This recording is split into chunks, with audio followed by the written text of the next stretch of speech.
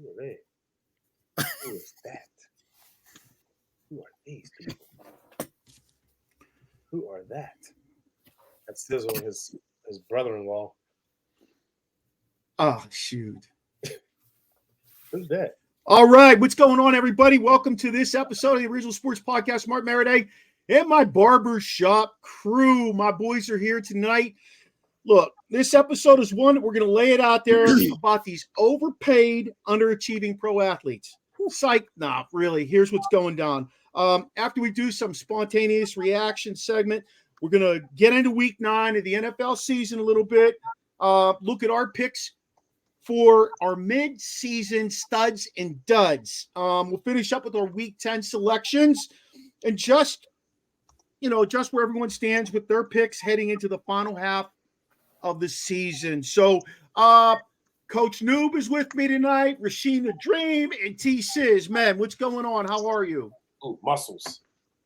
Another night of the OSP. I love it. I love it. Hey, spontaneous reaction number 1 for you guys. USC let their DC go just a little bit ago in season. Okay, they cut loose the defensive coordinator. I get their defense is some hot trash. I understand it. It definitely doesn't live up to what their offense can do. But there's only like 3 games left or 4 games at the most. You think it's smart to let your defensive coordinator go at this point, or just demote him and then, They might have someone in the wings waiting. My whole problem is, how come like they can't play defense? I know they got athletes. I don't even know that boggles my mind out in the Pac-10 or 12. I already caught that place now. So, I think he lost the team. I saw a little thing on Twitter where he had them all huddled up at a timeout, and he called the player or whatever, talked to him briefly, and then he goes, "All right," put his hand up. Everybody put their hand in, and nobody put their hand in. Everyone just turned and walked away. It just looked like no one had any respect for him whatsoever. Well, they didn't touch his hand. I think all the coordinators in the Pac-12 should be fired because none of them play defense. They only got like 3 teams left in the Pac-12. They should be able to beat somebody. Yeah, I mean, you can't blame just Pac-3. Hey, I'll tell you, it's pretty good as Oregon's defense. Yeah. Have you heard their D coordinator? You'd love him. He's a badass. Who is it? I don't know his name. I just heard him talking on Instagram. He was awesome. I like the dude who was there as the OC there for a while that we know. He was up in Connecticut, and then he's now the head coach where? Hofstra. I think he's Hofstra. He's a Pittsburgh guy from out near Moon Township in Pittsburgh. Oregon? Huh? Oregon. I'm drawing a blank on his name. But, yeah, he was the OC at Oregon. He had been around for a while. So, yeah, I don't know. I find it hard to understand how their defense. I'm like, Rasheen, how do you have all those athletes there and you can't play defense? What did you do wrong? Was it a personality conflict from the get-go? Like, what is it? And this is Lincoln Riley's job too, right? Well, you might say what went wrong, but what went wrong might have been the preseason predictions. They might have had them so high they couldn't live up to those standards. Hold up. They have a generational quarterback who should be able to carry this team, right? Isn't that what we're told by several people? There's 3 facets of the game. We all know that. I mean, shoot, he can't play defense. I mean, but yeah. I just don't. First of all, when you tag somebody as a generational quarterback, I have a problem with that. Until you take some snaps in the NFL, I mean, did you think Mahomes is going to be a generational quarterback? Did you anticipate Manning after his first 2 years in the league? He was hot trash. Did he look like a generational quarterback? I mean, it's hard to say a guy coming out of college is going to be that. He might have every tool in the book, but, the translation from that game to the NFL game is go ahead. Going back on the defenses, we had this conversation. Where's the coaching? Or lack thereof. There's something going on there. There's something bad going on. Either they didn't get the right guys out of the portal, they didn't recruit the right guys, but to have that team should be able to recruit. They had money. They got Caleb Williams. Did they give him all the NIL money? Is he the only one that got money and they can't afford any defensive guys? That's what it sounds like. Lincoln Riley got a good chunk of that too. That's what it sounds like. But I mean, like we said, you only said one team can play defense in that league. This is weird. That's crazy. I just think it's wild that first of all, the Pac-12 is getting ready to collapse. Yeah. And it's supposed to be a Power 5, and it's not going to make it. It is Tanner, one of our guys from the network, actually the lead guy right now. What's up, Tanner? Tanner says it's a Lincoln Riley team. You think about Lincoln Riley teams, their offense, right? Yep. Now, if you want to think about Lincoln Riley quarterbacks, they don't make it. Kyler Murray, what's he? Baker Mayfield, he's 8 years in. He's doing a little bit right now, but he's 7-8 years in. Yeah. I mean, to say that Caleb Williams is going to come out of there and be the next one, I don't know.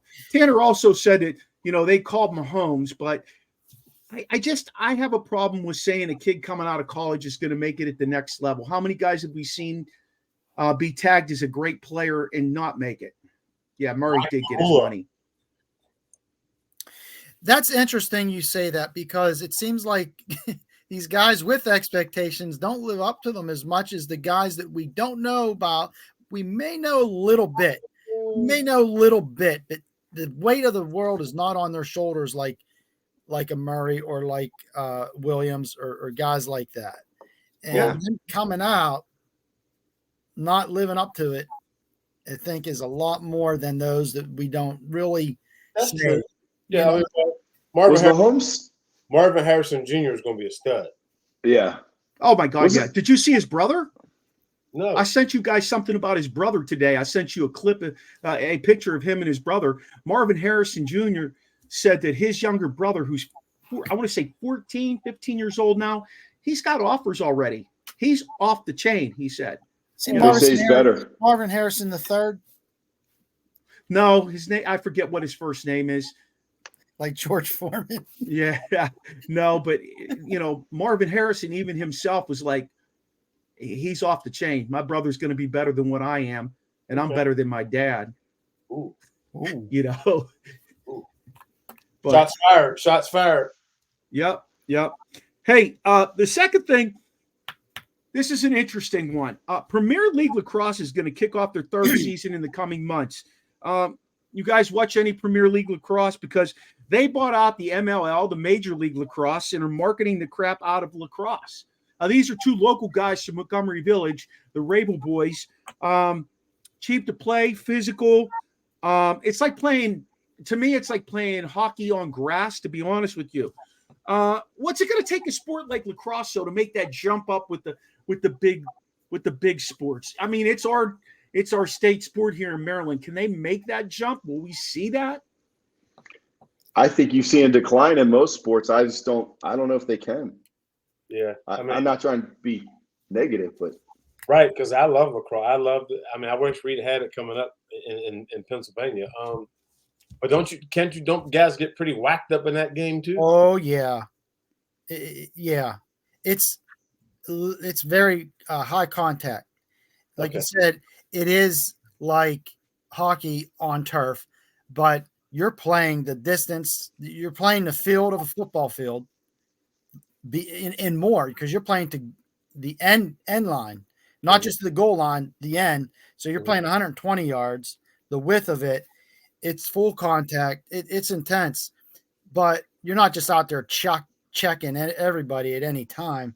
Typically, guys with the ball. Right. We went to a game down at Audi Stadium, and to see the pros at the next level was intense. It was really cool. And just the play calling, schematic, the schemes and everything. So can you hit a guy coming across like that? Oh, yeah. Okay.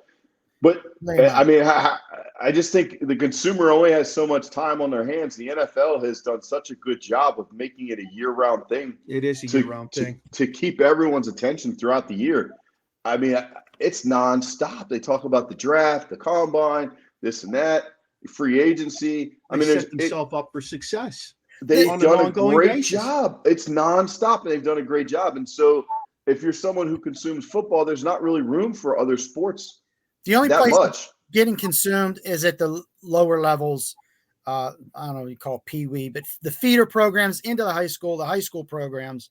And then, it's getting into college a lot more, obviously. That's what Tanner just said. Getting a lot more notoriety around here. If you watch the playoffs, the Kavanaugh brothers from Notre Dame are legit. The dude snapped his hamstring in the before the championship game, and he had like some kind of elastic band he tied to the back of his leg to simulate a hamstring, essentially, and it was phenomenal. But like you said, Noob, I don't think it's going to take over. It's drawing from the other sports to get popularity in high school settings. Like we're losing guys from baseball, from football. They're like, okay, I'm going to play this year round. I love it. It's drawing from that, but at the next level, I don't know. It's college. I think college has definitely grown. Also, the interest in college. The national championship last year, like you said, it was huge. Weren't they sold out last year? The national championship. They might have been. Oh, it had it. Might have been. Was it up in Philly? I think they played up in Philly, I believe. But yeah, I think. But that's the thing with the PLL. They're not locally affiliated. In other words, there's no DC team.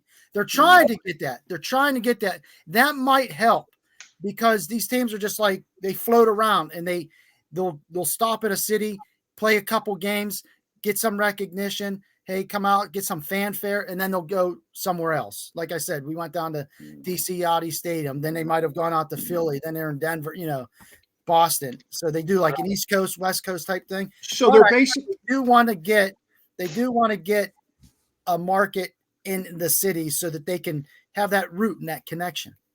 So they basically are taking their players from other teams and moving them around the country into places where they don't have teams to see what the feel is there. That way, when they're ready to expand, they know, hey, this was a good output in DC when we went there and played this. They play like 4 games in a weekend when they come to this area, right? Right. So, we had this kind of turnout the last 2 years we played there because I know they played there the last 2 years. I mean, I follow what goes on with it. Yeah. They did that with basketball in Pittsburgh back in the 80s or 90s. It was the 80s. And we went to see the Knicks and the Cavs. Civic Arena. No one showed up. No one. No. There weren't that. It wasn't that. No one was interested in basketball at the time. Even when the Bulls came through Pittsburgh for a preseason game, Jordan wasn't there, but they had Pippen, they had Tony Kukoc, they had those guys there. They still didn't. The arena was half sold out, so that's not something. But Tanner says again, media.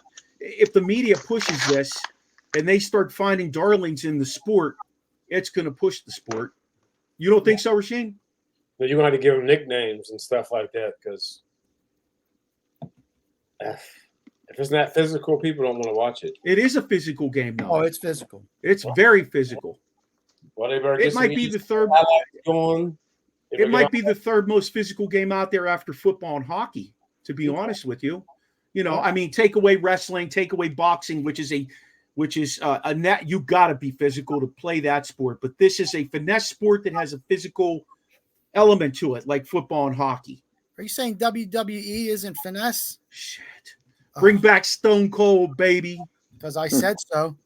Hey, before we go on and talk about Week 9, my guy Jay Colberth, the Cowboy guy, he wants to know our feelings about the tush push. He really hates it. He's a big-time Cowboy guy, and the Cowboys dropped one to, it's the fish that saved Pittsburgh. Your wife just dropped on us, Rasheen. But Jay says, get rid of the tush push. It's impacting games like that. But, I was telling some kids today, they come in my classroom at lunchtime on Tuesdays, 3 or 4 of them, and they watch all 22. The one kid's dad pays for the premium package, so they watch all 22. Oh. And they asked me about it, and I said, that's only been around the last couple of years. Before that, you got a penalty if you were pushing somebody from behind to get over the line. So there's 2 ways to beat it. Is it? Wait, but first of all, it's you can do it in the NFL, but not high school, right? No, wait, can you do it in high school, Mike? No, you can't do it. Oh, wait, I thought you can push. Yeah, you can push. You can't pull. Mm-hmm. Yeah, that's weird. There's 2 ways to beat it. Either go back to calling it a penalty, or Stop it Yeah. on the defense. That's how you stop it. And they call it the brotherly shove in Philadelphia. Oh well, yeah, they do. They call that a lot of things out there too. Yeah, it's Philly, baby. Hey, it's like a scrum though. To be honest with you, it's like a rugby scrum. Rugby, yeah. I mean that's what they've created there. They've thrown that element in there. Let's jump into week 9. Let's go right out of the gates, guys. I got the Steelers 20, Titans 16. It was last Thursday night's game. We all picked the Steelers. Noobs took the Titans. Yeah, thanks for that win. Deontay Johnson versus George Pickens. Deontay Johnson is getting the ball now that he's back. He's a sure-handed receiver who runs pretty good routes. Okay. And he hasn't been going backwards as much. No, not as much. I think Pickens' problem is the fact that someone's behind you. He does not. Oh, yeah. Come on in, man. Hey, She's coming to refill my wine. Oh, you got Cal Ripken, the server. Lights out in Baltimore. So awesome. With Pickens, yes. I don't know what kind of short route guy he is. He's got to push it 10, 15 yards or go deep. Go ahead, Rasheen. We've talked about this, man. He cannot run the tree. It's so obvious, and that's what everybody keeps saying. He's the next AB. The thing about AB was he wasn't a burner, but it was his routes that got him open all the time like that. Dude has 2 routes: the go route and the behind and the back shoulder route. That's it. He can run a deep dig. He scored twice on a deep dig. Ooh, I don't remember that one. Which one was that? He did make an athletic as hell move against Jacksonville a couple weeks. Was that Jacksonville? It was. He jumped over those 2 dudes down at the goal line to get in. I'm not talking about his athletic ability. I'm talking about his ability to run tree. We've talked about this before. If you can't do that, people. It's the NFL. It's not high school where they know that you can only do 2 things. He's either going to go deep or he's going to go behind the back shoulder pass. You true? He can't do anything. He needs to learn to run tree, and then he can come talk to us. Next. Sizzle. Huh? Go ahead. I was just thinking, it's been. I'm getting off, staying on the same team off this wide receiver duo topic. I just heard 56 games. You know how long that is? Over 3 seasons since they've had 400 yards in offense. Our man Stroud had that alone last week. 56 games they haven't had 400 yards in offense. So when we were doing that, who was the coordinator? That was Haley. Bring him back. No. I'm sorry. Finkner. That was Finkner. Oh, wow. Randy Finkner. Yep. Because Haley was before Finkner. 56 games. That's over 4 seasons or 3 seasons and some change. Yeah. What's up with that? Okay, let me ask you guys this. First of all, Tanner wants to know our thoughts on Martavis Bryant. We're going to come back to that in a couple seconds here, Tanner. But let me ask you guys this, though. You could go the whole ways back to Arians when Tomlin took over this team. And you could move through all those offensive coordinators. And people called for the heads of almost every offensive coordinator that has come through that system.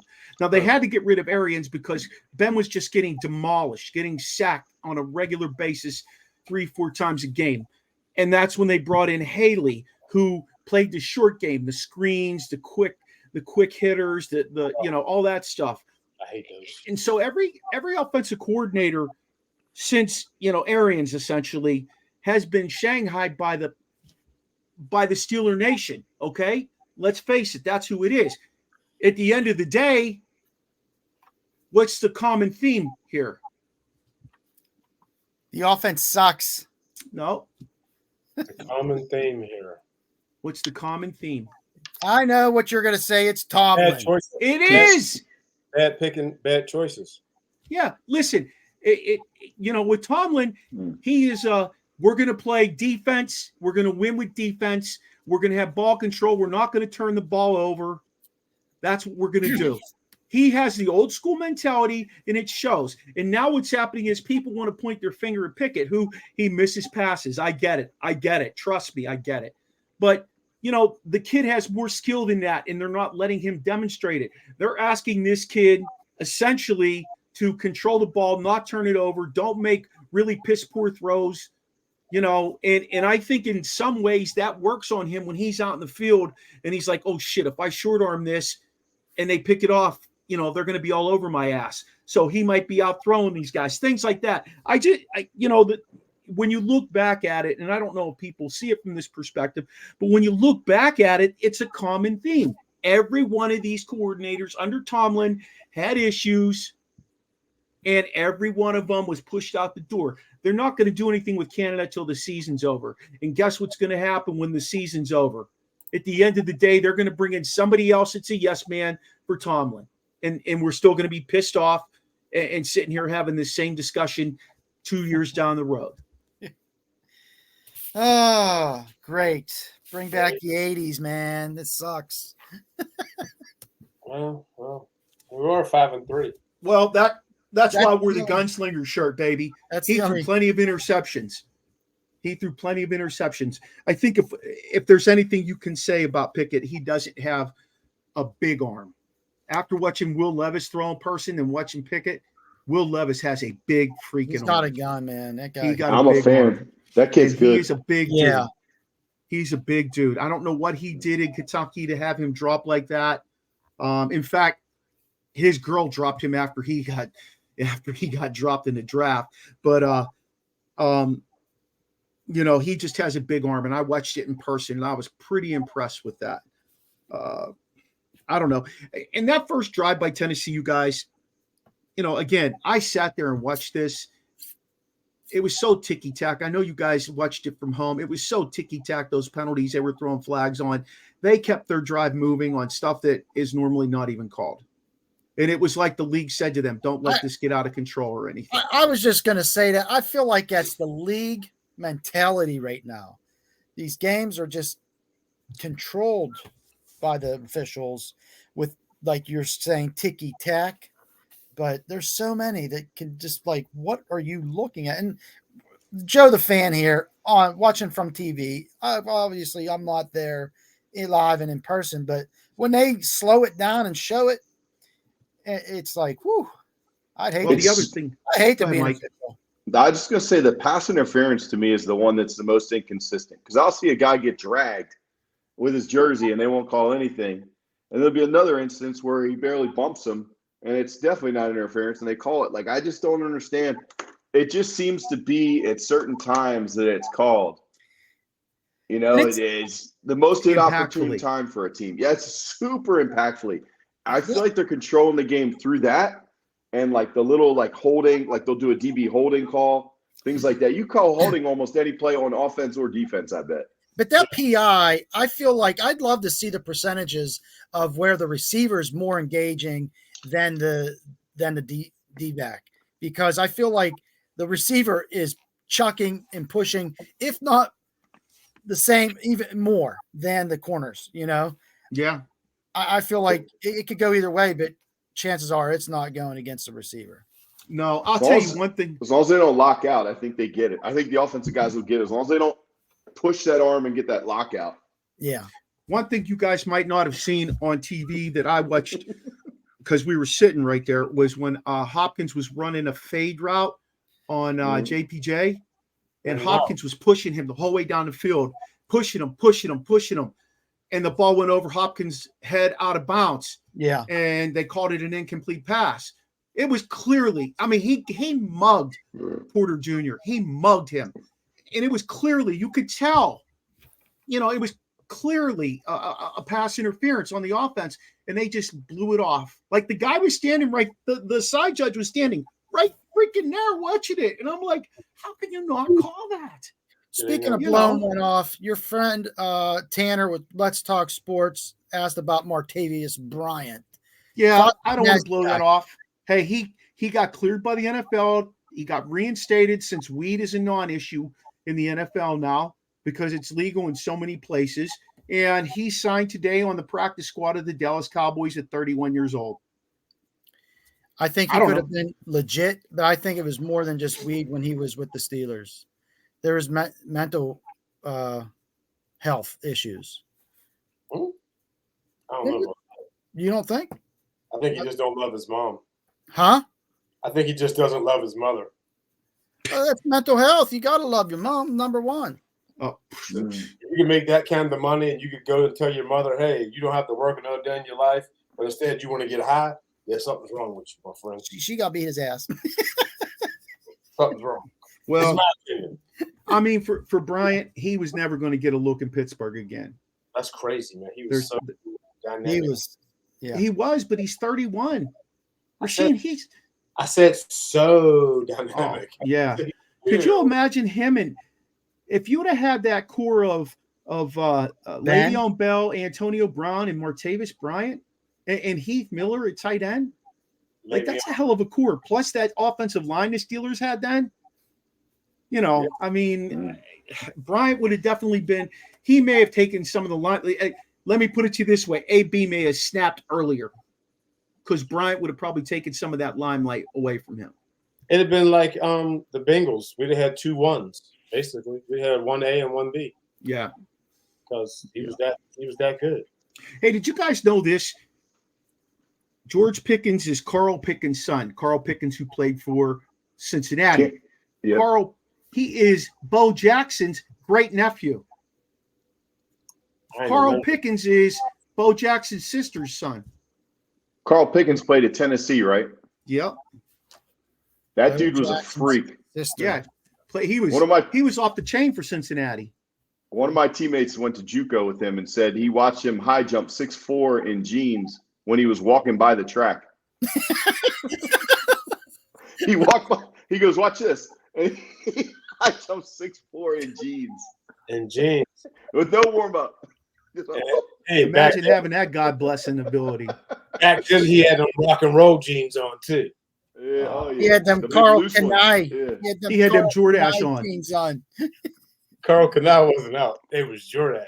They was Jordache. That's right. Hey, game of the week, you guys. KC 21, Dolphins 14. I think the Dolphins had a little jet lag to start that game. KC was up 21-0. And then they came roaring back and made it 21-14. It looks like Kansas City's defense is catching up with their offense. To me, it does. Yeah, they're much improved. Their defense is. Yeah, one of the things I observed watching some of that was there's a big difference between Mahomes and what Tom Brady was. And that's why I don't think Mahomes will actually get to, say, 6 Super Bowls like Brady did. Brady took average or a little below average guys and made them players. I don't see Mahomes doing that with this receiving core. If he loses Kelsey, this team's in trouble. That's an interesting take. I don't know, man. It seems like he doesn't have too much to work with right now. Yeah, he doesn't. I mean, right, and Brady did. Wait, I mean, what did Brady have? Outside of Randy Moss. Outside of Randy Moss, okay, who else did he have? All those short white guys. They were fast. Yes. They were fast. Amendola, who was a lacrosse player. Listen, those were the Cooper Cups way before Cooper Cup. Those dudes get like 120 catches a year. Yeah. What was that one dude's name? Brickhead or Blockhead or some shit? The one guy that played running back and slot receiver. Yeah. So, you just said it. You don't need a guy. He distributed the ball to 9 different receivers. The top guy had 34 yards. So share the wealth. If you don't have Kelsey every day, you got these other guys who maybe you're saying no names, but they're getting the job done. Well, some of them can't catch. That Kadarius Toney is bad. Yeah, he's real bad. That's why the Giants traded him his rookie year. Yeah, he's bad. He seems disinterested in times. Like he doesn't seem like he's all locked in. He seems like he's like 18 years old. Like he's so immature. Yeah, he does. Hey, before we get over that game, I want to talk about the attendance of that game and the viewership. Was it like 2 million? 9. 2 million. 9 million. Yeah, it's crazy. No, 9 million views. No, 9 million people watched it live though, and then 9 million online, which equaled the World Series. The entire World Series, right, Mike? I don't know if it was the entire or the last game or whatever, but okay. But still, I mean, you're talking about a Saturday morning. It was 6 a.m. in California. You know, I mean, that's crazy. pretty interesting that the NFL has that kind of pool, compared to baseball. Do you think that the European pool too? I'm sure I think it's getting stronger, don't you? Yeah, absolutely. I think what they're trying to do is I think they're trying to entrench themselves over there with maybe 6 teams, have a division over there with London and maybe Tottenham, and then maybe a German team, and who knows where they'll play next, Ireland. You get yourself 6 teams over there, you get people engaged in it over there, you get a division over there. I don't like that. Whether you like it or not, they want to be a worldwide sport. They want to do what the NBA does. Basketball's a worldwide sport. Soccer's a worldwide sport, except for the United States. NFL football is not a worldwide sport. When you go play professional football in like, say, wherever, their leagues are in high school stadiums. All right. It's not like it is here. So that's an interesting thing, Mike. I didn't realize it was that much. I mean, I knew it was better than World Series. How many people were at the game? Like that's 90, a good question. I don't know. Yeah, they get huge crowds, 90, 100,000. Yeah. It's insane. It's like a college game. A friend of mine went to the Buffalo Bills game against Jacksonville in Tottenham, and tickets were $1,200 where he sat. Now, don't get me wrong, he sat like 5-6 rows back, okay? But it was sold out. Like those soccer stadiums are gigunda, and it was sold out. So think about that. Yeah, they had 50,000 fans. Oh, how big's the stadium? That's what you need to know. Probably 50,000, probably. Yeah. You got to raise the scoreboard too, so the punter doesn't hit it. Yeah, I read that they want to, and I read this not too long ago. They want to add like 2 or 3 more games next year, Ireland being a place as well now. So they're, it's got to be hard on those guys playing there, though, to be honest with you. It's got to be hard, and they've got to do the schedule a little bit better than that. If you're playing over in Europe, you should have a bye week and play, maybe Thursday of the next week or something like that. But my God, it's got to kill their bodies. Yeah. The Ravens actually laid ass to Seattle, which I was shocked at. 37-3. Fantasy killed me. 1.5 points. Thanks, Kenneth Skywalker. It's usually tough for those West Coast teams to come out to the East Coast and play, but man, they really put it to them. And the amazing piece was Lamar had a combined 247 yards. All right, about 120 or 140 some passing and about 100 yards rushing. We were just talking about this in the office today, and I think Lamar is actually having a better season than I had anticipated or what he normally does. He's distributing the ball a little bit better, and he's not being counted on to run the ball as much, and that's making a difference for them. They look good. They look good under that auspice like that. What do you guys think about that game? Well, yeah, they don't have to have him run the ball as much because their line is in shape. They got these running backs who are healthy. Mitchell with 138 yards, and you just here, Gus Edwards, he got like Bussy numbers. Just give it to him in the goal line. He's get 2-3 touchdowns. That running game is phenomenal. You watch the Ravens run game, it's old school smash mouth. They're getting yards 10, 15 at a clip. It's exciting to watch them. You know who that is? That's their offensive line coach. I think he's been there for a while now, and you can tell. They just change pieces of the puzzle, and their continuity continues. Yep. Their line was a little shaky last year, but they farmed it up right quick because they got 300 yards on the ground. Wow. And think about it. They let a Pro Bowl tackle go. They traded a Pro Bowl tackle in Orlando Brown Jr. And they didn't, they had to stick Villanueva in there for a year, but they're back healthy again. And I give them all the credit in the world for that, to be honest with you. Yeah. And Seattle, I'm concerned about Pittsburgh going out there to play them. I don't know, unless their offense grows some more. I think they go out there and they lay an egg like they always do when they go out west. The Rams was like one of the first times that I can remember Pittsburgh going out west and actually winning in quite some time. Beat the Rams, baby. And they beat the Raiders in Vegas, right? Well, go ahead. So, no, I'm done. I'm good. Back to the Ravens, though. They're, would have, could have, should have. Those 2 games they lost to the Colts and the Steelers, but they're beating these top tier teams like everyone's expecting the Seattle. I mean, they're up there. They're in the talk. They're in the conversation. They beat the Lions pretty convincingly, 31. Handily. Huh? They beat them handily. Yeah. Very, very much so. They beat the brakes off them. And they're, I think, in the conversation. Yeah, I'd agree. They're one of the scary teams in the AFC right now. Sir. But I still say that inevitably Lamar will get nicked up. I don't know, man. He's got some nice parts, like seeing Zay Flowers develop and do things underneath. And I mean, Beckham isn't awful. He's still pretty solid, even though he's lost a step or two. And like you guys were saying, their line is super impressive. Yeah. I mean, you're saying he's going to get nicked up, but if they don't have to rely on him to do what he used to do, they could game plan otherwise. Longevity for the season, maybe in his corner. Yeah. Mm-hmm. Yep. Yeah.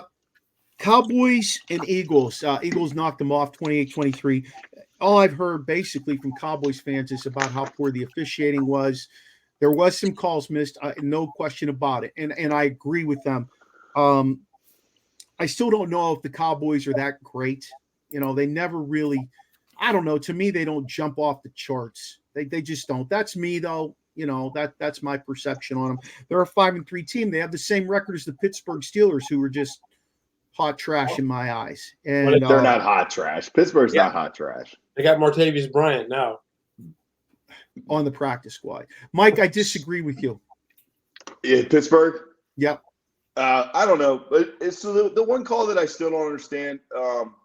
Dak comes over. He tells the ref, ineligible. He's like, this is an eligible tight end. He reported the guy as ineligible, yelling to the ref, turns around, snaps the ball, and then they call that the guy didn't report. Do you have to report as the individual, or can the quarterback report for you? You have to do it as a player? I thought you had to do it as a player. Is that what it is? So he never did it. They stopped. They did, and that doesn't matter that the other player, that Dak, who runs the show, was able to call him. No, you can't go out there and point, be like, hey, he got to come in and So they knew that player has to do. So the player forgot to do it, cost them the game basically. I wouldn't lay that on Dak, though. I'd lay that more on the coach for not having him. I thought it was heads up for Dak to even spot it and realize this guy never did it. I mean, that's on the player himself. You coming in, your number 79 or whatever number he is. You're not eligible. That's your one job, is to report as eligible. Yeah. Jesus. Yeah, that's a tough break. What y'all think? I don't know the official rule. I don't know, but most times they make that guy go and tell the official, hey, the referee, hey, I'm eligible. I'm going. I'm playing. What, Dream? Say it again. What do we think about what, Rasheem? McCarthy as a coach. I think his days are numbered. Got you. I mean, he's just it seems like every year. Yeah. He's holding on by a thread. I don't know. Like if they had won that, like they made that play, they score a touchdown and they win that game, they're 6-2, and you wouldn't even be saying that though.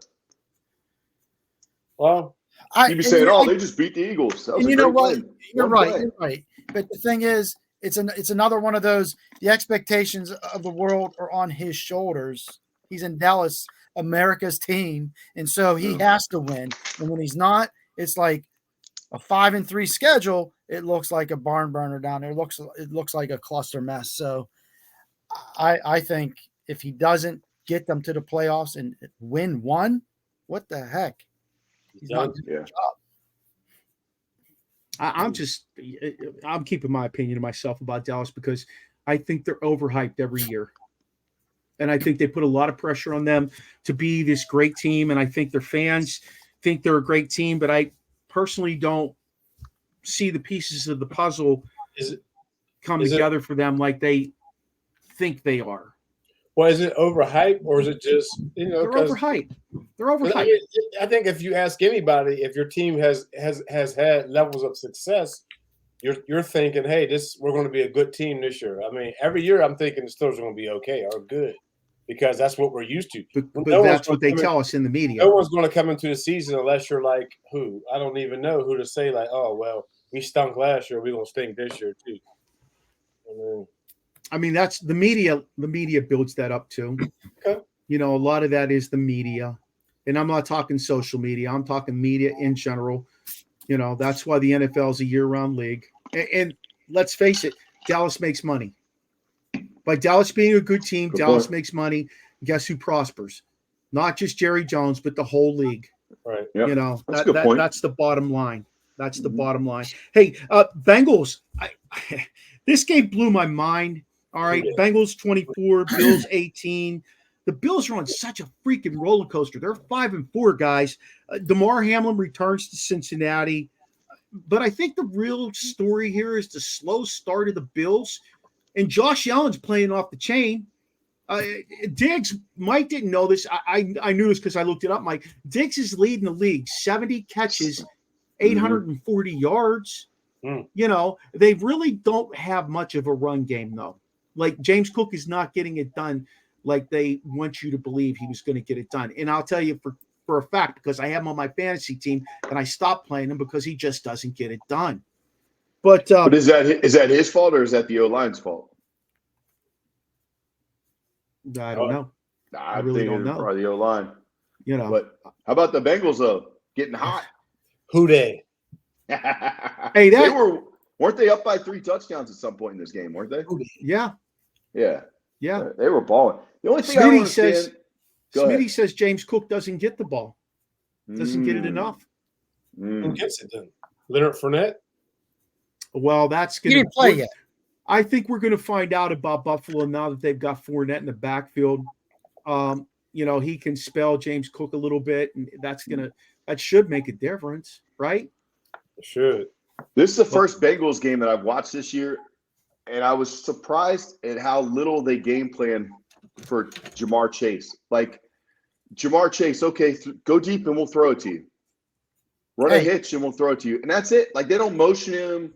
They don't do any of that stuff. That's because I have him on my fantasy, and they knew I was going to win if I beat Maradizzle, that there's bullshit. That was ridiculous, too. I don't like how they use him. And then they got T. Higgins, who I didn't even know who he was, number 5. When did he go from 85 to 5? Tyler Boyd, he's the number 1. Tell him, Shane. Tyler Boyd. PA guy. That's a PA guy right there. He's not. Higgins is a stud muffin. You know where he's going to end up? But why do you not use Jamar Chase? Would you not say Jamar Chase is top 5 talent-wise in the NFL, skill-wise? Can he run tree, Noob? I think he can.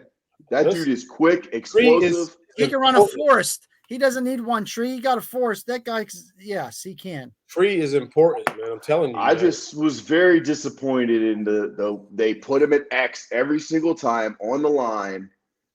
Go deep, run a post. I mean, come on, man. Get creative with the guy. Give him some chances. Like, I understand why he's frustrated now. That's why he's pissed off. I understand why he's pissed off, because they're not using him correctly. Speaking of X, the X factor definitely was Burrow. I think he's healthy as can be. That leg injury, whatever, that calf, whatever's got going on, he's back. He can run. He can get out of the pocket. He can scramble. He can throw. I think they hit that soft reset on the beginning of the year. They're at 5-3, and they're making a surge. It's scary. That whole division.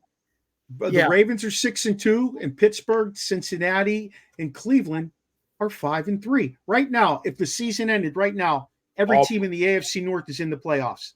Yeah. Wow. That's every wild. team. Pittsburgh's the 5th seed. That's the craziest part of it. That is because wild. They beat the Ravens and Cincinnati and Cleveland so far. You know, Smitty, you're right. Josh Allen is the guy at the goal line.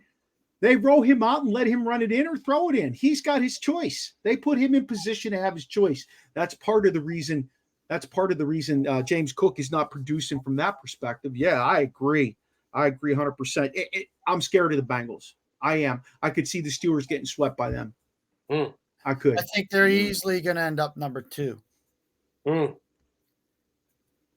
In the league, as far as that division. In the division? Yeah. Who? Bengals. Oh, yeah. Yeah, Pittsburgh and Cleveland are going to fight for third and fourth. Wow. I can see that handedly. Oh. Let's move on to this game. Commanders knocked out the Patriots 20-17. Everything I read is this is it for Belichick. Everything I read, this is it for Belichick.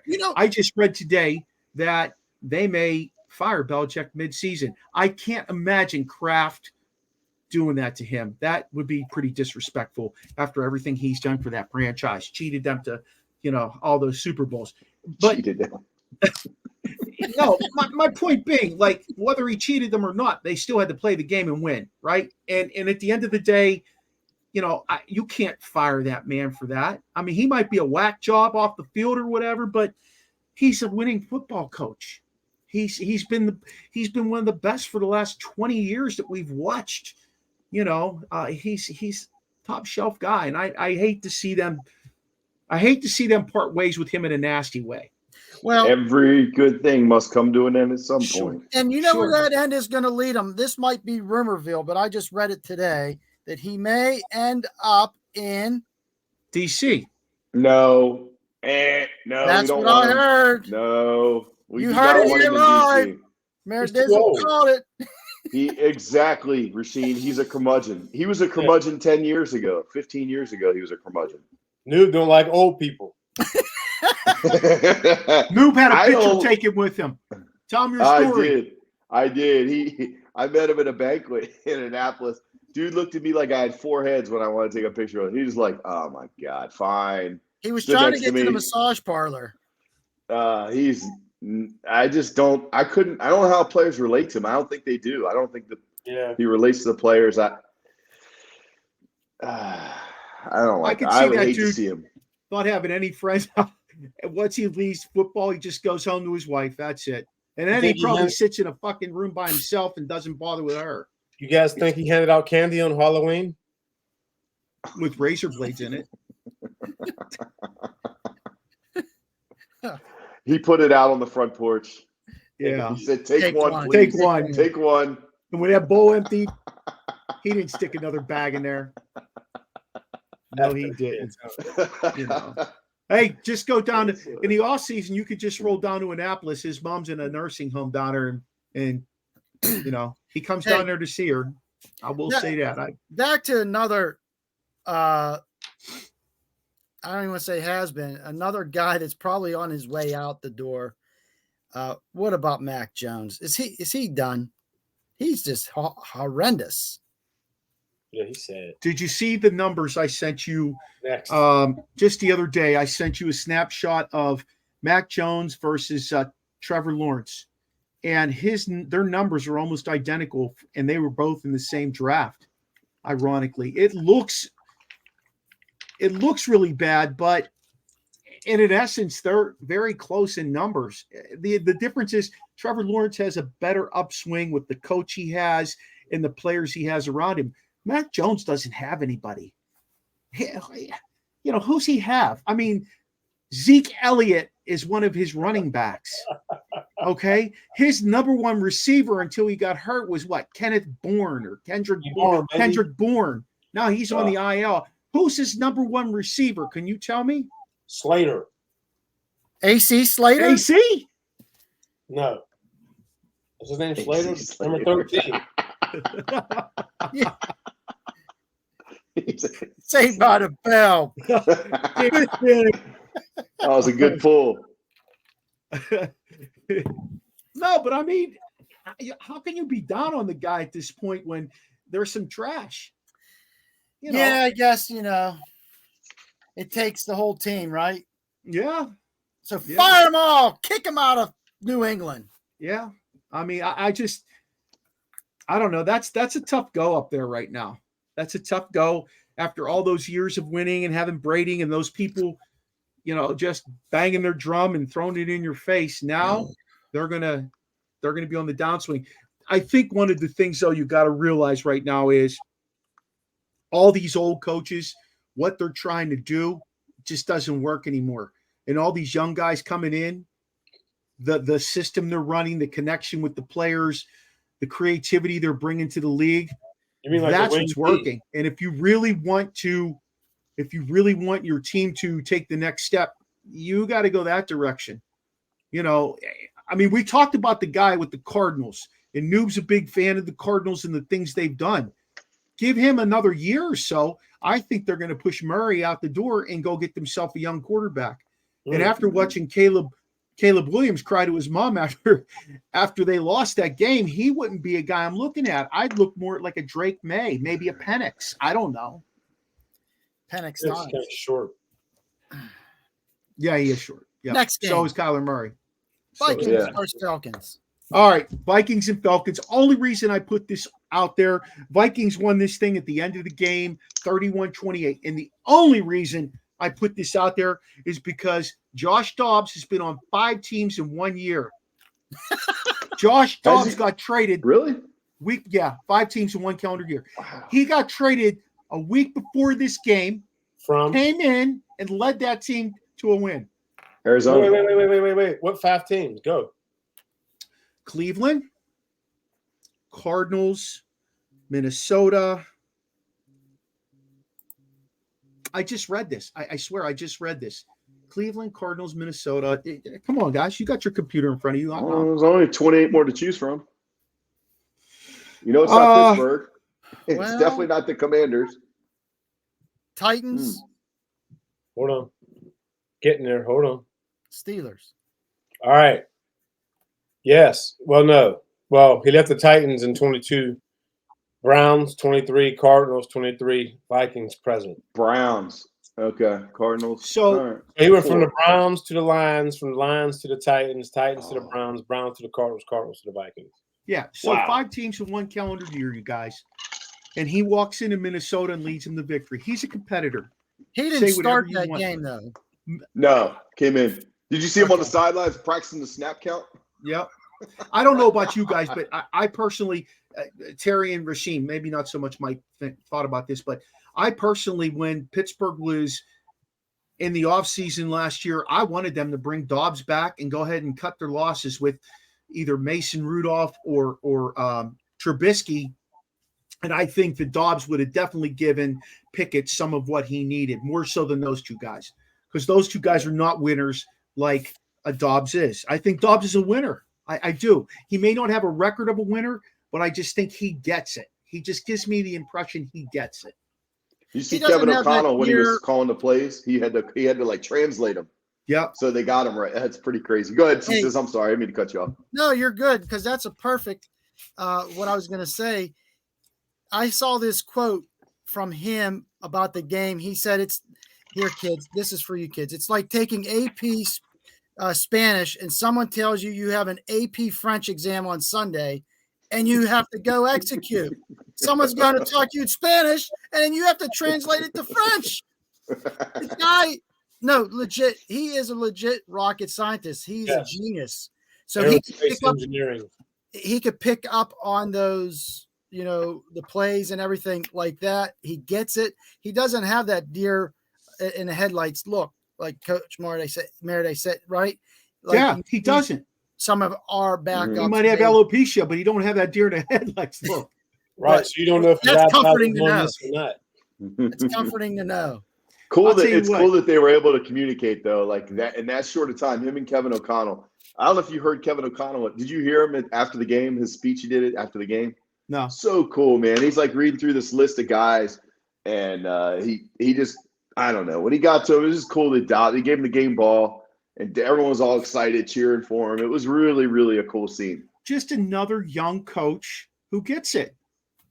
Young coach who gets it. Came from Washington. Another one. Yep. Yep. And it's going to be a trend. And if they don't, some of these teams don't wake up and keep hanging their hat on veteran coaches. So you're saying get rid of all the old coaches? No, you don't like old people. Okay. No, I'm saying those guys had their day.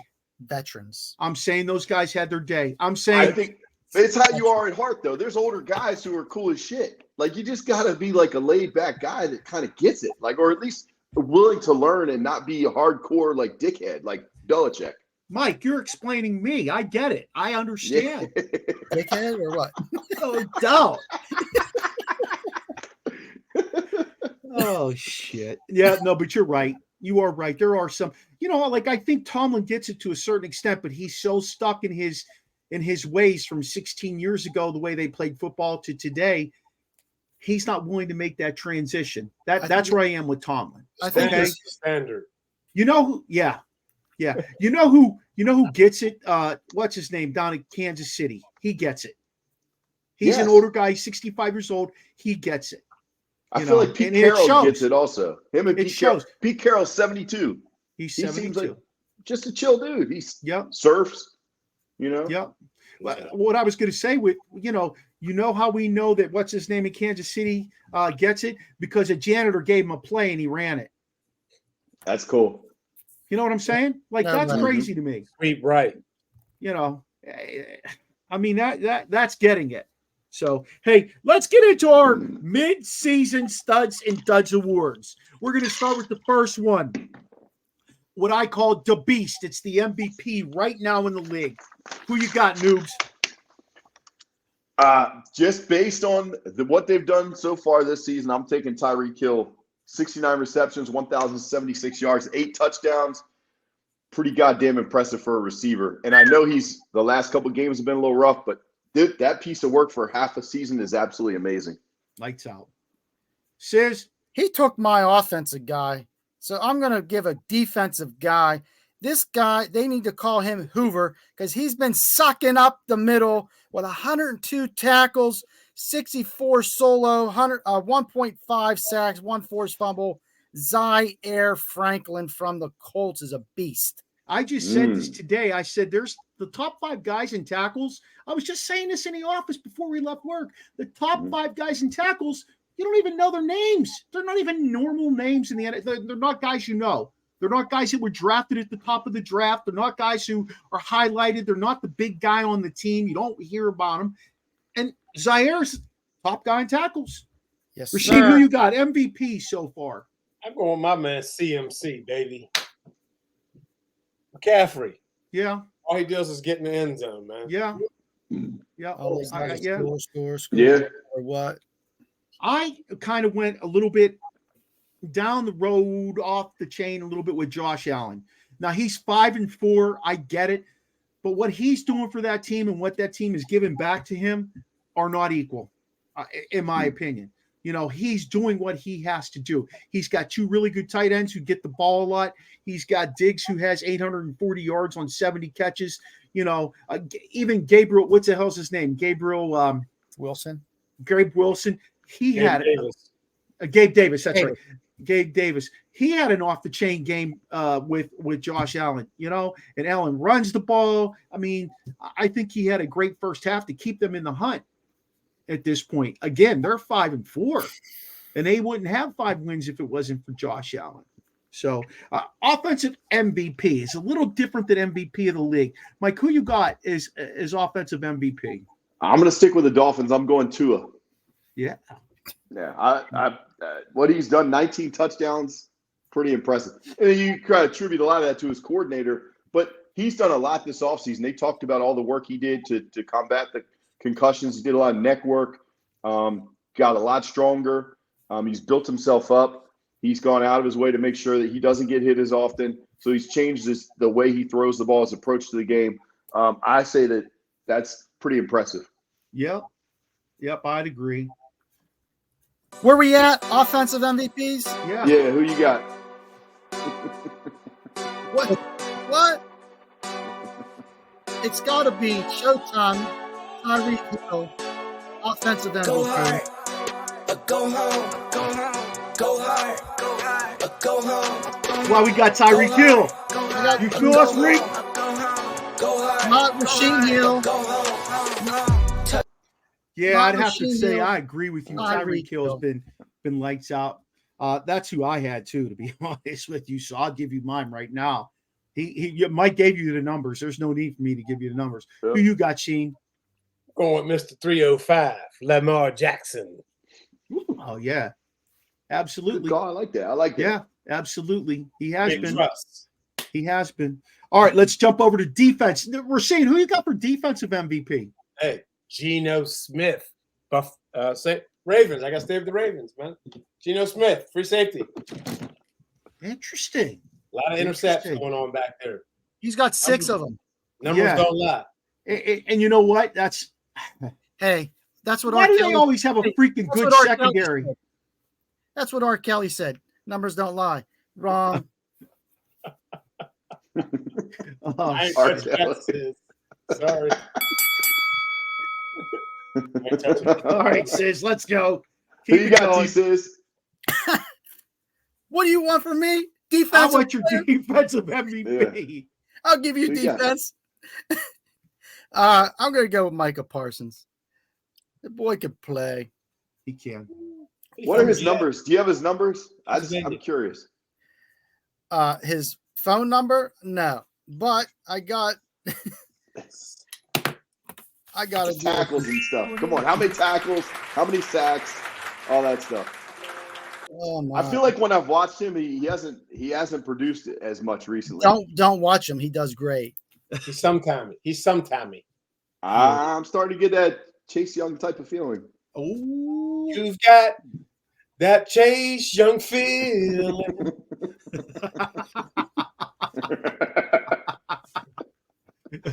All right, T says, look up his numbers, and I'm gonna tell you Max you Crosby's crack numbers. me up, bro. I'm going Max Crosby.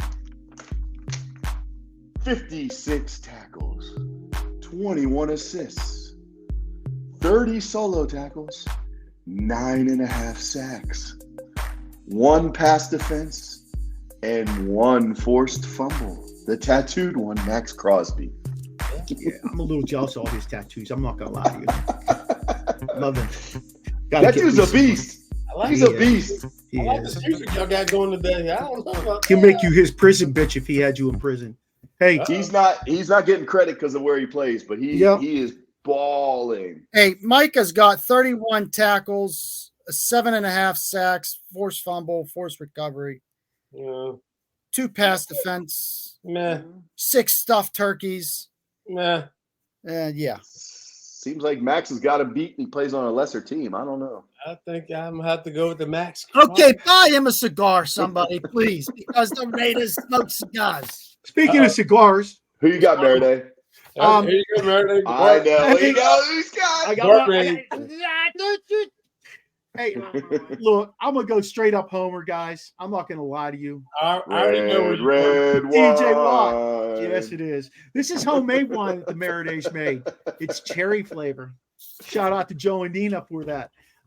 Cherry. I got to go TJ Watt. His numbers are off the chain. Oh, cow took a fall. Holy cow. He tried Anyway, to catch one down the line. you guys know what TJ Watt does. He's won games on his own for the Pittsburgh Steelers. There's a reason they're 5-3, and he's the reason. Okay, it's not a gray area. You can go ahead and size up whoever you want to. I agree with you about Crosby's numbers. I know Parsons has his games. Definitely Geno Smith up there in Baltimore. I hear it. But the reason the Steelers are 5-3, the reason is TJ Watt. So let's jump into okay. Before we do offensive rookie of the year, can we all agree on this one? Yeah. CJ Stroud. No, yeah, we don't even need to talk about it. I mean, that kid he's going to be the first and maybe the only ever Ohio State quarterback that puts himself in MVP contention in the league. Who knows what he can do? But I'll tell you what, he single-handedly, under the guidance of a 6-year-old former quarterback coach from the San Francisco 49ers, who is now the offensive coordinator in Houston, he single-handedly has just really risen from what he was as a college player to a whole nother level. Mike, and I know I sat and I told you in the office before the draft, I like Stroud much better than I like Bryce Young. And everyone I talked to said that. Everyone's saying that. It's crazy. I don't know how us average fans can figure that out, but the people drafting in Carolina couldn't. But can we name an honorable mention? Yeah. How about Puka from BYU? Can we give him an honorable mention just on that first shout half? out That's to pretty Puka. amazing. Yeah. Shout out to Puka. Let's give him a little electricity. Oh, dang. That's a goodie. That's a puka nuka. Yeah, that guy can play ball. You're right, Mike. He can play This is an ball. honorable mention. What is he, like 22 years old, but he looks He like was he's on my 38? list. He got that look about him. He looks older than what the hell he is. I saw him That's with funny. that helmet off. Yeah, I agree with you. Hey, let's go defensive rookie of the year. Sis, who you got a defensive rookie of the year? Plugging up the middle. The interior lineman out of Georgia, Jalen Carter. 4 sacks for nose. Is that not? Yeah. Second highest rate in the league, 5th in the league with 28 pressures, 2 forced fumbles. Immediate, impactful presence, made and known. I don't think anyone else has done that right now like him. Anybody else have anyone different? You have anybody different, Sheen? Yes. Is it Walker? Sacky? He lived up the corner from me. Sacky Walker. Walker, Jacksonville. Oh, yeah. Yeah.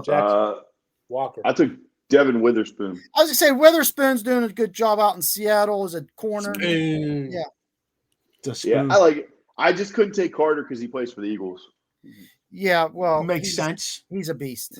Makes sense. He is. He's going to be really I couldn't good. take Myles Garrett because he's not as good as TJ. Who'd you have, Maradei? You know what? Here's a little bit of surprise for you guys. Brian Branch. Brian Branch has strengthened that secondary in Detroit. I think I've watched Detroit play 2 or 3 times now. I like the kid. The kid's a baller. When was he drafted? He was drafted late too, right? Yes, he was. I was hoping like hell that Pittsburgh would grab him. And he was drafted, awesome. I want to say in the 3rd round. I'm not 100% sure. I want to say later than that. Yeah, it might have been later. Late though. Yeah. Yep, it might have been later. But I like the kid. I think he's playing well. He's a stud safety that's going to be around for a while, solidifying that Detroit team, to be honest with you. Hey, my next one, our next one, I should say. Oh, no. He was picked. It's the LL Cool J special, the comeback player of the year. Okay? Don't call it a comeback. Who you got? Who you like? Rodney Pete. Have you guys ever heard of Blake Martinez? Yes. Yeah, actually I have. So he's just coming back this year. He played for Green Bay, led them one year, 144 tackles. Co-led them. He's been a journeyman. He went out of the league last year because he found a rare Pokemon card, sold it, and started an online social media thing, opening up cards. So now he's coming back to the league. Comeback player of the year, Pokemon man. Go for it. Blake Martinez. Well, I can't touch that. That was amazing. I can't touch that. This isn't really a comeback guy, but I just think Sam Howell has made like so much progress. I mean, he played a couple games. He started 1 game last year. He started 1 game as a starter this year. He's getting it done. Second most yards in the NFL. So I put Sam Howell. He's not really a comeback guy, but you know. What do you guys think? Yeah, I'll give you that. I will definitely. He didn't come back with Pokemon cards, but that story's unbeatable. T says you knocked it out of the park with that one. No, not so fast, new visor. I know who you got. I'm gonna hit you with the Lee Corso. Not so fast. I gotta go with my man from the Berg, Damar Hamlin. That's what I was gonna say. You know what I mean? Yeah. You know what I mean? Local kid. Then he went to Buffalo. What's his numbers look like? And I'm being straight up honest. I don't all that impressive, but the comeback from what he came back from, you know what I mean? Yeah. I'll be honest with you. I don't know if I'd have went back out there. The comeback's better than the setback. Yeah. Okay. Yep. All right, Pastor Sizzle. I'm gonna go with what Noob said earlier about the offensive MVP. He said Tua, and that's who I'm going for my comeback player of the year. Good call. The bottom line is that kid should have been out of football after last year with the seriousness of the concussions he took. And, he just battled through all that. He was in and out of the lineup till the bitter end. And he said, I'm not retiring. And lo and behold, he's having a spectacular year under Mike McDaniel. You could say what you want about guys who didn't play in the league being coaches, but Mike McDaniel he's legit, and he learned from the bottom up. Only I say that, by the way. I know that. My hat's off to Tua. His brother, he's not going to make the league. So let's move into what I call some trash. Okay, you're some trash. Biggest underperformer based on expectations. So, well, Smitty, I hate to say it, but for 4 years, $160 million, Daniel Jones is some trash. He's thrown, I know he's only played 6 games, but he's thrown only 900 yards. That's 150 average and 2 touchdowns and 6 picks. He's some trash. Okay. Daniel Jones, baby. I didn't even have to hear all that to know what he was talking about. I like it, though. Yeah. I like it. Who you got, Rasheen? Who's the better Harris, Franco or Najee? Franco. We'll go with Najee Harris. Okay. Thanks. Siri here. Let me know if I can help. I don't need. Is he that bad? Najee Harris, he's that. I guess mine isn't that. Mine's Russell Wilson. I don't know. That's a good one. Everyone just says he's like supposed to be so elite, and you watch him. Wait. They're saying he's still elite? Well, I mean, in the last couple of years, people have said that, but I guess not as much this year after last year. That's true. I think maybe 3 years ago. His Now numbers weren't that bad this year, though. I was going to say, his numbers are really not that bad. He has 1,600 yards, 16 touchdowns, and 4 INTs. That's pretty good. That's solid. Solid numbers. You want to know who trash is? I'm going to tell you trash. Yeah. And I'm embarrassed to say this one, Kenny Pickett. Ooh. Yeah, that's coming from me. A huge Pickett fan. Isn't he a victim of the system, though? Kind of. Yeah, I get it, but you know what? Wilson, you still got Zach Wilson. Oh, that's my pick for the next one. Oh. Some of those soft throws that he could get to guys and things like that. I know I said he's a little gun shy, and I know I stuck up for him, but on the other side of that coin too, it's not for long, man. That's what the NFL stands for, not for long. And if the Steelers make a change in ownership and things like that, who knows how that'll shake out? Maybe the next guy coming in that's going to be in control is not going to put up with that shit and wants to go out and get a guy who's actually going to get it done. I mean, I want Kenny to succeed. Don't get me wrong. I love Kenny at Pitt. I watched the kid from the time he was a freshman come on the field. Been a big fan of his. I think he's got that grit. He's got that fourth quarter grit to get you the W's. But God dang, it's a 4-quarter game. It's not a 1-quarter game. And that's where the problem is with me. That's where the problem is. Wow. So, all right, let's go over to D. Worst defensive performer in the league, man. Well, worst what? Well, no, I'm sorry. Let's go to. I'm sorry. Worst offensive performer. Yeah, worst offensive performer. Rasheen got mine. Zach Wilson. Yeah. You're right there with me, right, Rasheen? Zach Wilson. Did you guys watch him play last night? Oh yeah, he's bad. Why does he hold the ball so long? I know his coach looked. It's like his teddy bear, man. It's comfort. It's comfort. How did they misjudge him when they drafted him? He's doing this. BYU. Is that where he came from? BYU? Yeah, that's what his mom's friend was doing to him in high school.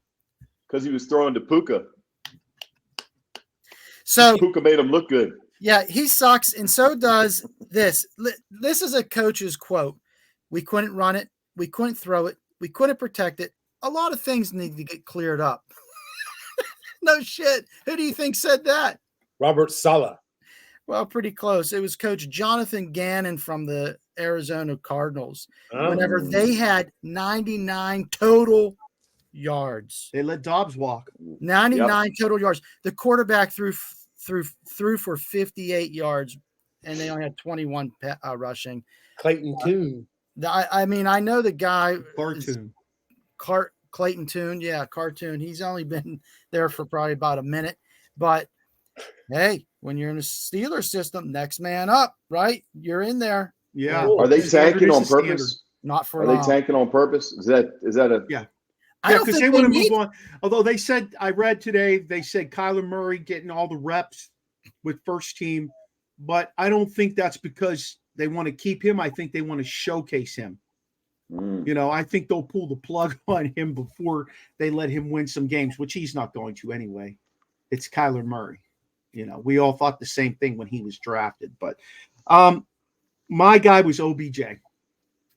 I think he's done in the NFL. Yeah, he's had a couple of games where he's caught a few passes, but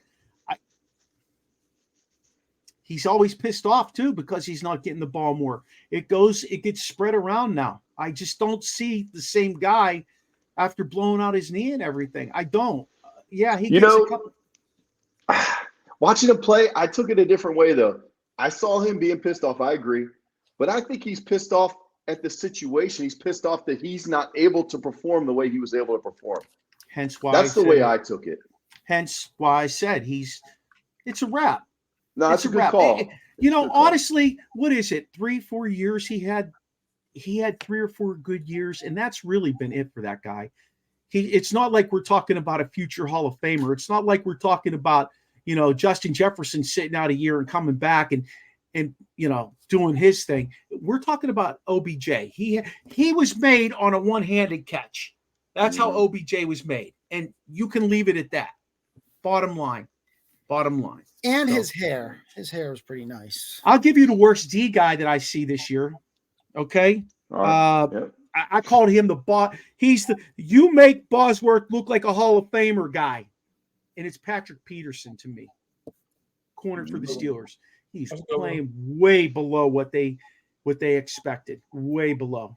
And apparently Joey Porter Jr. is taking those first team reps over Levi Wallace. And I would not be surprised if by the end of the year there's a little the kid that they just got, the free agent kid that they just got, plucked him off of somebody's practice squad. I'm drawing a blank on his name right now. I would not be surprised. Number 21. Rush. I would not be surprised if he ends up getting more reps on the other side from Porter. I like him. Yeah, he's long. He can run. He's 4'2". He was a sleeper in that draft. You know, all he has to do is play off 15 and drop back 5. I like him. You guys missed that one. But yeah, that my defensive guys is definitely that's prevent. We'll go prevent. I understand. We got you. So yeah, the Steelers play prevent quarter 1 to quarter 4. So who's your? It's a bend don't break mentality. We know. Yeah. Mike, who's your worst D guy? So I have part A and part B. Part A is a coach. I'm going to pick Brandon Staley because he's supposedly a defensive guru. They ranked 31st before the Jets game. Like, they are awful defensively, and they have talent. It's not like he's got some shitty ass defense with no players. They have paid a lot of money to have the guys they have, and they are not getting it done. It's hard to watch.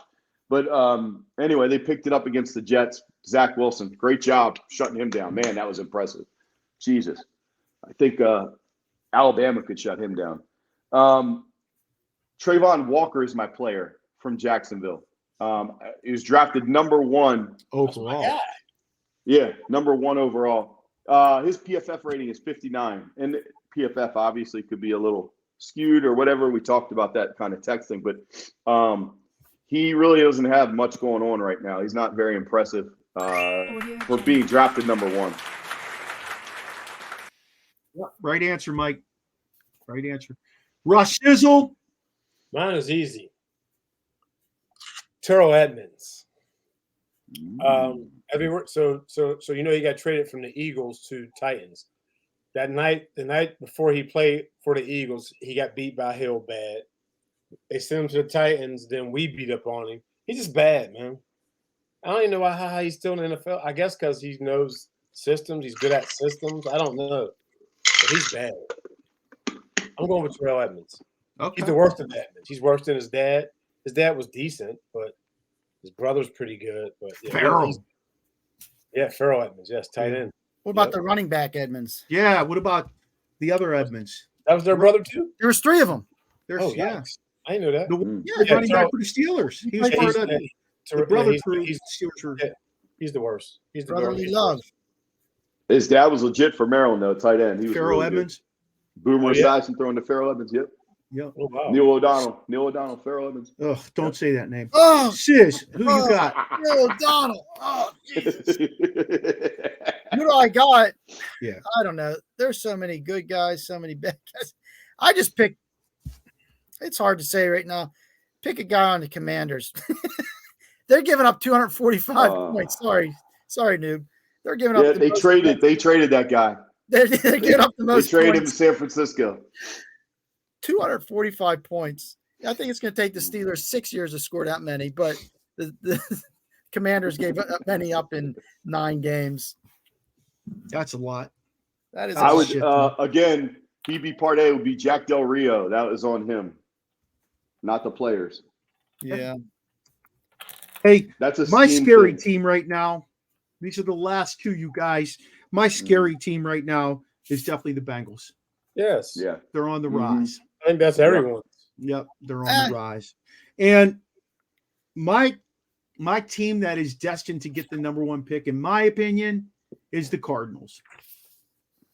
That's who I think it's going to be. I don't know if it's going to be Caleb.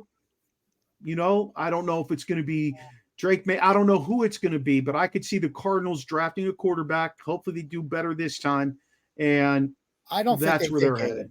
I don't think they take Caleb Williams based on history of what they thought Kyler Murray could do. They're very similar in their style. I think they'll take someone else. Why Now- do you think? Let me ask this real quick, sis. First of all, real quick, Carolina is fighting for that number 1 spot. Don't forget, they're 1-7. So go ahead. They're going to take Marvin Harrison if they get the number 1 shot. Yeah, because they already gave up Mooney or whoever to Chicago. Yeah.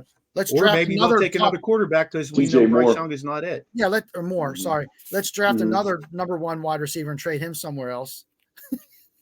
Yeah. What are we going to Possibly. say? What do we think about what? I was going to say, I forget what we were talking about there. But before you Bottom I feeders? huh? Who's going to be the first pick overall? Who's going to pick the first pick? I think it's going to be like I'm not taking Caleb Williams. I'm not. If I have the number 1 pick, even if I need a quarterback, I'm not taking that kid. After what I watched him do Saturday night, after what he did in the bowl game last year, he's demonstrating a level of maturity that I do not want in my locker room. And any of these people that tell me he's a generational talent, I respect your opinion, and that's perfectly fine. You do you. You think you say you. But I'm looking for a mature guy to come in like a CJ Stroud has done and lead my team like that. Did you know CJ Stroud has those guys over to his house a couple of times a week for dinner? Like his offense? That's really I mean, cool. it's just he's the guy. He's the guy, and he's letting him know, I'm the guy. I'm here to stay. I'm going to lead you to the promised land, or at least that's his plan, obviously. But I don't agree with. I just don't agree with the whole thing that you're seeing with Williams. And you know what? Be careful with the kid from Duke. I'd like to see him be the number 1 overall. I think that kid has the intangibles. May? No, May's from North Carolina. North What's the kid's name from Duke again? Isn't he young? He's got a few years left, I think. No, I'm not sure. I thought we Leonard? talked about. No? He's a junior. Yeah, Oh, he's a junior. Okay, my bad. Riley Leonard. Yes. Riley Leonard. That's it, right there. I like Riley Leonard. 6'5". Yep. Do you want a prototype quarterback though? Do you want the old school guy that's going to go in there and be able to throw downfield, drop back, or do you want that guy like Lamar, like Tua, who can move out of the pocket and run the ball if need be? Riley does both, and I like that. Yes, I like him to be able to move. At least get me 7 yards for the first down. Sure. That makes sense to me. Guys, before we go any further and wrap this show up, let's do our NFL picks for the week. Hold on. Before we do that, I got a trivia question real quick. Okay. And you can think about it while we're doing this. Oh, I love this. Who has the record for What rookie has the most touchdown passes in the season? And then whose record did he break? Rookie. Dan Marino. Yes. Dan I Marino. was going to say Dan Marino came to mind. Marino. He That's what we're going broke with? Joe Namath. Dan Marino got beaten by Favre. Marino beat Joe Namath. Oh. Peyton Manning sucked. Shit. Did you say who has it and who'd he beat? Or who beat him? Who has the record? And whose record did he beat? Oh. It's definitely not Manning. Manning Nope. threw 27 interceptions his first season. He got a little better his second season. By his third season is when he started figuring it out. Is it not Marino? Marino got hurt his first year, didn't he, Mark? No. He went to the He went to the Super Bowl. Yeah, He played the that Broncos. was the only time he went to the Super Bowl. Wasn't him. No, with he the played. Marks. He played the Niners, didn't he? Yeah, he played the Niners. Yeah. Okay. Oh, yeah, Yep. it was the Niners. Yeah. Yep. Yeah. Sorry, they're in the same division. They couldn't have been the Broncos. Same. Yeah, no, sorry. Too much coffee. All right, tell us. Oh, He doesn't know. No, it's Herbert. Justin Herbert. And he broke Who'd he his beat? record. 31. And who'd he beat? You guys Marino. never get. You don't believe this one. Rodgers. No. Favre. Terry Bradshaw. Baker Mayfield. 27. Oh, my God. That was a good one. Good. How many trivia Baker question. have? 27. Wow. How much more scary?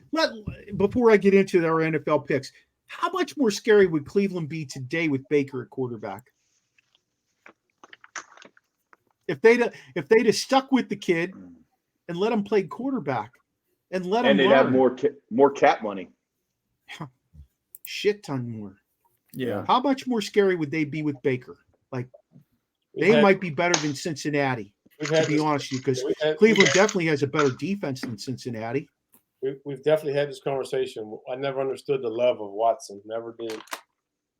You know, I mean, I was a guy who last year said, you know, if you can grab Baker for your backup, I'd feel comfortable with that. Yeah. I really was. Even 2 years ago when he was getting shopped around, before we took Pickett, I was kind of like, yeah, if you give Baker, he's only 27 or 28. He's pretty young still. Baker's pretty young. So, all right, let's do this. Weekly picks. Right out of the gates, we're going Colts, Pats. Colts. What about the Colts. Thursday game? Huh? Colts. Colts. Yeah, I'll go Colts. Colts across the board. I said the Thursday game. The Thursday game. Oh, I'm sorry. Panthers and Bears. Ugh, at the Bears. I got Bears. I mean, I got Bears. Me too. Sis. That's tough. Bears. Yeah, Young is good. I'll go Bears. Okay, we're across the That's a board. tough one. First two picks. Let's go pick three. Browns, Ravens in Baltimore. Ravens. Yep. Ravens. The Dirty Birds. Ravens. I'm breaking the streak here. I'm going to go Browns. Yeah, you're going to lose. I think that defense is going to give Lamar fits. They got the number one. Ravens got the number two. Who has a better quarterback? Ravens. I don't know. We'll see. Yep, Watson. This one's easy, guys. It's kind of easy. Texans and Bengals. Where? It's in It's Cincinnati. in Cincinnati. They're getting Oh, the Texans. Go Who? the Texans. Okay. So am I, Shane. D'Amico the freak out. I'm going Bengals. Okay. Who day? I'll take the Bengals. What do you think? So we got 2 and 2. Nice split. Niners at the Jags. Niners. What the heck? You said that like it was a tough one. Hey, it is. The You're Niners. Niners obviously are not struggling. paying attention to 49ers. Niners got more skids than Mark's underwear right now. I ain't wearing underwear. No, playing. When I do, it's usually something weird and exotic. Oh, love that movie. Bill Murray, baby. Stripes. Excellent. I think Come on, dude. I'll go 49ers. They got your MVP. I got to take them. Yeah. CMC. Sis? Run I'll CMC. go with the Niners. Oh, yeah. So you're talking all that mess. Guess what? I'm going Jags. I'm a Guess Jag what? off. I'll go with the Lose. Jags. Saints, Vikings. I'm At the going with Vikings. My boy Josh Dobbs. I'm going Saints. Saints. Noobs. There it is. That's the nail in the coffin right there. When Noobs Sis, goes what are you going? opposite, Saints. that's nail in the, when Noobs goes opposite, that's nail in the coffin right there.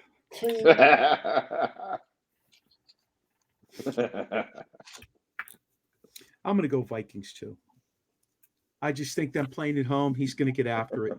Titans, Bucks. This is some shit show. This is a shit show, but Will Levis might light this up. Titans. Yeah, hell yeah. Levis against Baker Mayfield. I'm going with the I'm Titans. going Baker Mayfield and the Bucks. D Hop, D Henry, D's nuts.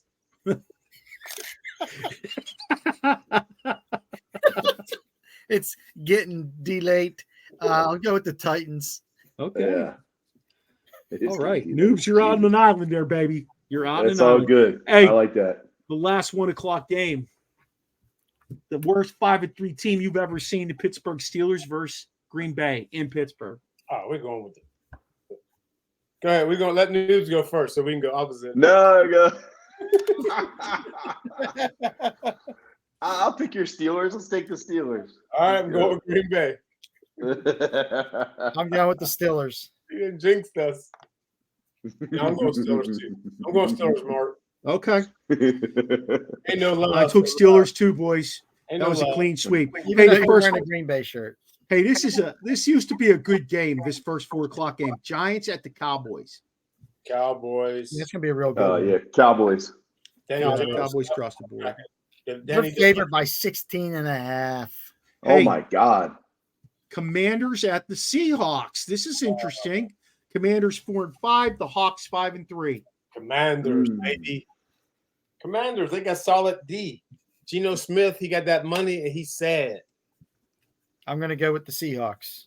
I'm going with the Hawks too. I'm going Seattle also. That home field advantage, Seattle. Too Get loud. all Yep. Jets, Raiders. Oh, man. shit. Jets, Raiders. Jets. Get your cigars ready because the Jets are going to win. Jets. It's Max Crosby's going to have it's- 7 sacks. I'm going Raiders. It's in the Vegas area. He's shoring up the defensive Who's player. playing of the year. quarterback for Vegas? That's what you got to ask yourself.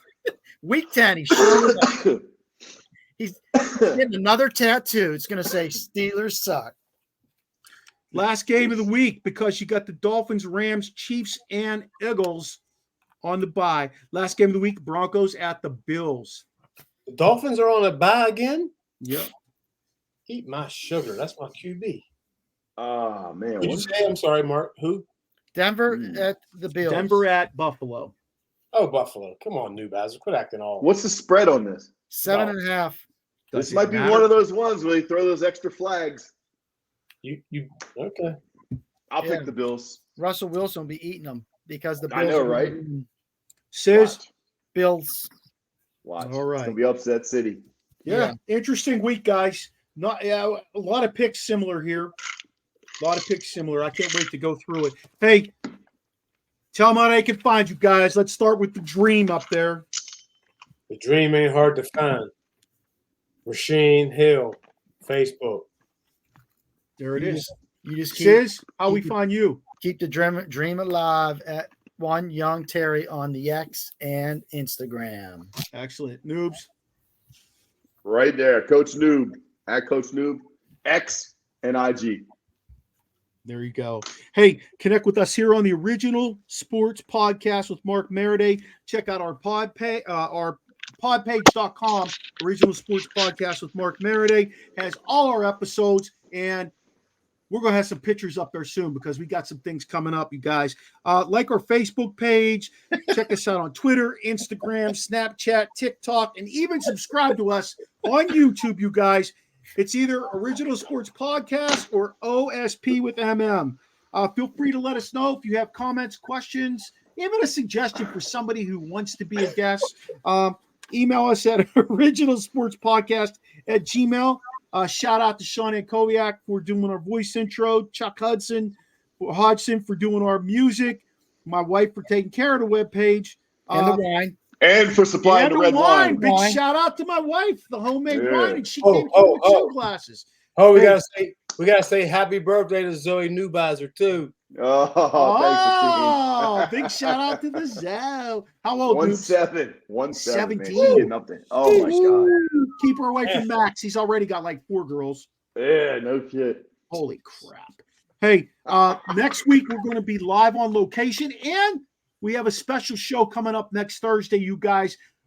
We have an ex-Penguin who you're going to want to hear what this dude has to say. He was just brutal in the days he played for the Penguins and the Islanders. There's a little hint for you. That show is 8:30 next Thursday night, and then we'll bring you our regularly show on Saturday at 1 o'clock from one of the local establishments here in Frederick, which will be announced on our webpage and on Facebook real soon. Join us next week to experience the O on the Original Sports Podcast. Can you turn that credit card over so I can get the